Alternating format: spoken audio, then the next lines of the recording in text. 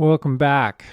So we wrote you a book basically for our swim chapter. And what I wanted to do was just quickly run you through the key points. And I learned to swim in my 30s. And so as an adult onset swimmer, I'm here to let you know it can be done. At any stage of your life, you can learn how to swim comfortably and become proficient in the water. So I just want to highlight a couple key points for you to remember if you read the chapter or with your training. So the first thing is hope's not a strategy. You can't wish yourself better in swimming. You need to touch the water. It's very skill intensive and you have to touch the water frequently. So what I mean by that is if you're trying to get better, 3 to 4 times a week really is the minimum. And touch the water is the most important thing. That's even more important than whatever you're doing. Just get in the water and swim. And avoid long gaps in your training if you're trying to improve. Next point. Rather than worrying about how fast you're going, I recommend you worry about how relaxed you are in the water, particularly if you're trying to improve, because the water has a way of pulling all our wasted energy out, and you don't get much bang for your buck. Whereas if you're used to working hard, particularly on the bike, that strategy is not going to work for you in the water. You need to relax, skill up, and move through the water efficiently.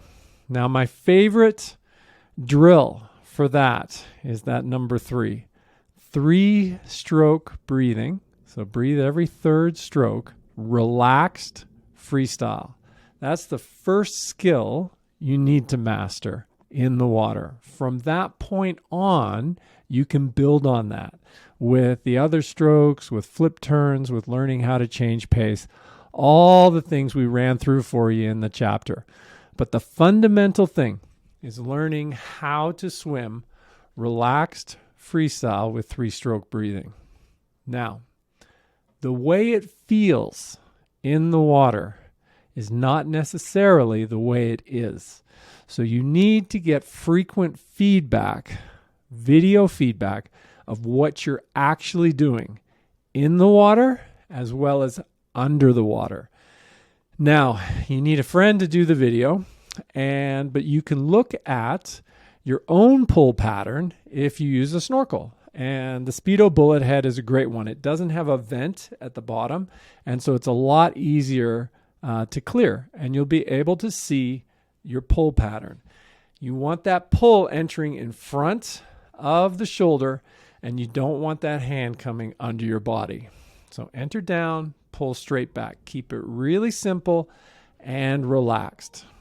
Now, a lot of people think that you need to be a kid to learn how to swim. It's not necessarily the fact that they're kids.